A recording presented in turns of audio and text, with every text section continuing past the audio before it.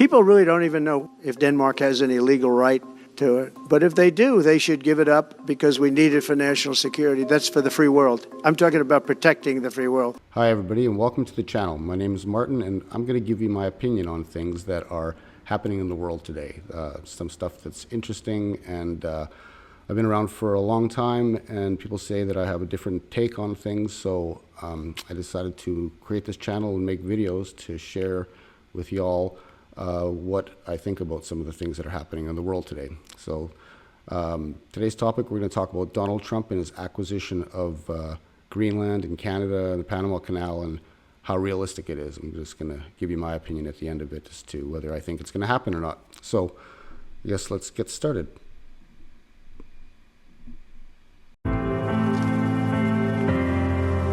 When asked at a news conference on Tuesday, President-elect Donald Trump would not rule out the use of American military force to seize control of Greenland, a self-governing territory within the Kingdom of Denmark. Greenland has a population of about 56,000 people, many of them confused by the sudden interest of the most powerful nation in the world in their country. Turns out, though, Trump is not the first American president to consider the strategic appeal of the world's largest island. NBC News foreign correspondent Raf Sanchez explains in our Sunday Focus. Perched at the very top of the world, Greenland is best known for its endless expanse of ice, the majesty of its frozen fjords, and the stunning beauty of its northern lights. But on a warming planet, the remote Arctic territory is taking on new geopolitical significance, and Donald Trump says it should be part of the U.S. We need Greenland for national security purposes. He's refusing to rule out using military force to take it, even though the territory is run by Denmark, a NATO ally. People really don't even know if Denmark has any legal right to it. Denmark's prime minister this week saying Greenland is not for sale, and local authorities insisting that an appearance by the president-elect's son is a private visit, not an official government trip. Here as tourists, seeing it looks like an incredible place. Trump's plans for Greenland have been much mocked. Annexing Greenland was the craziest idea he had 4 years ago. This guy. This time, it's his first idea. But U.S. interest in the island actually began long before him. On barren Greenland, at the very edge of the Atlantic war zone, U.S. forces took control during World War II, while Denmark was under Nazi occupation.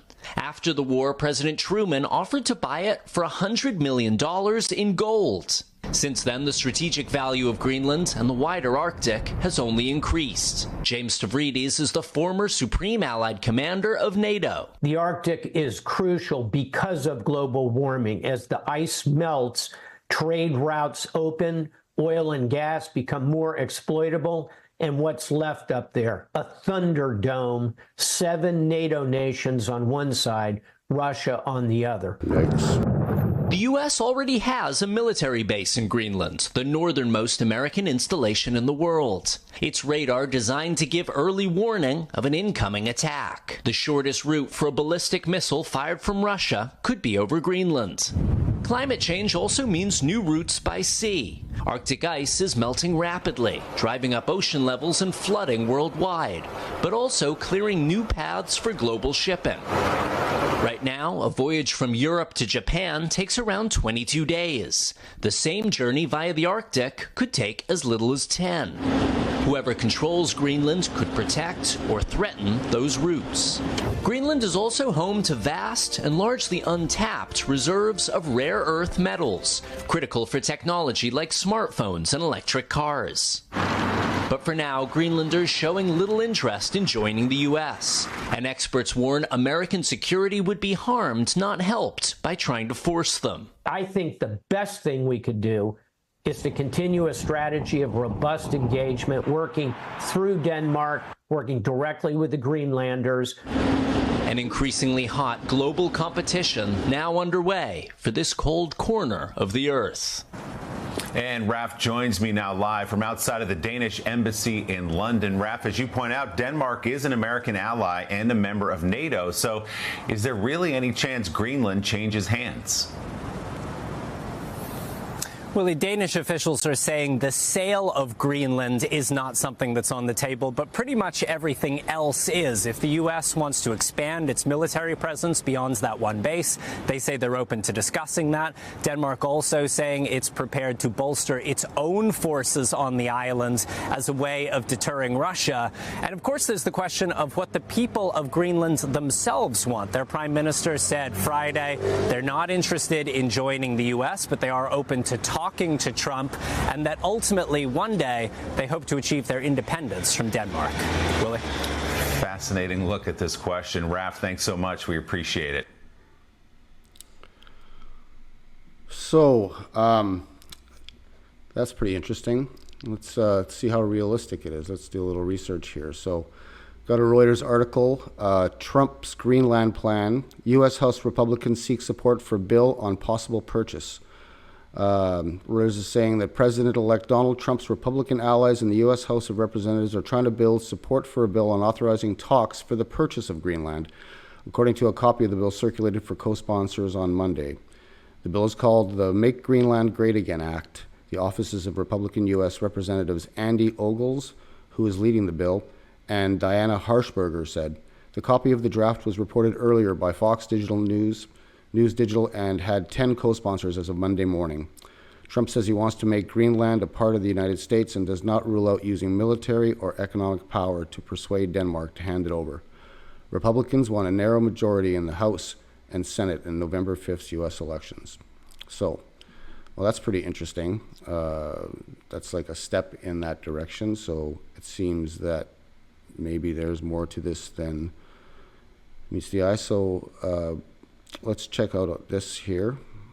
People really don't even know if Denmark has any legal right to it. But if they do, they should give it up because we need it for national security. That's for the free world. I'm talking about protecting the free world. Donald Trump says he wants Greenland, Canada, and the Panama Canal. But is this a serious goal, or is he just trolling everyone? Let's start with Greenland. Greenland is part of Denmark, but Trump's been pushing a takeover for years. This place is a geopolitical jackpot, rich in rare minerals and positioned on a key transatlantic route.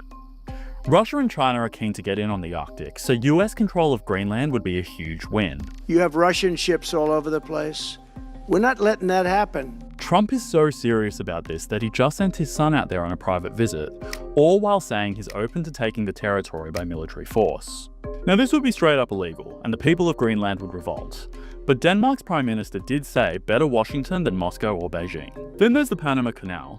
The US handed this waterway over to Panama in 1999, but Trump now claims it's American land and is being controlled by China, which Panama has denied. So what's in it for Trump? This canal links the Atlantic and Pacific, making it a critical trade route. But like with Greenland, taking it back would cause international outrage. And finally, there's Canada. Here's what Trump had to say about his northern neighbour. Are you also considering military force to annex and acquire Canada? No. Economic force. Because Canada and the United States, that would really be something. Trump is very critical of Canadian trade policies. Merging the two countries would simplify this and create an unmatched economic powerhouse. But most Canadians would hate the idea, not to mention their political systems, policies and values being worlds apart from the US. Perhaps Trudeau's response to Trump sums it up best. Not a snowball's chance in hell. Well, if Trudeau is saying that it's not going to happen, then I would probably say it could happen. My opinion on whether the United States and Canada and Mexico or whatever, will that happen? Well, there was a book I read in 1984 called 1984 by George Orwell. That's how old I am. And so in the current state of the world with the geopolitical globalist agenda taking place everywhere, and these drones and fog and vaccines and everything that's been happening over the last years, I would say that there's a strong push to having this type of an agenda occur, because what it does is it reminds me of this map that was basically outlining the world as George Orwell saw it in 1984, where you had this one massive region on the west called Oceania, and then you had Eurasia, and then East Asia, and then the disputed territory. And so this is the way that I could see it happening, and Trump acquiring these land masses is sort of a step towards this type of agenda. So whether we want it or not, there are people that want this, and let's try to figure out how to make it not happen. So anyway, that's my take on whether this is actually going to happen or not. And I kind of think that, yeah, there's probably a chance that it can. So let's stay tuned and keep learning about all the things that we can. Thanks for tuning in, and I'll see you tomorrow or the next day with another one. Bye.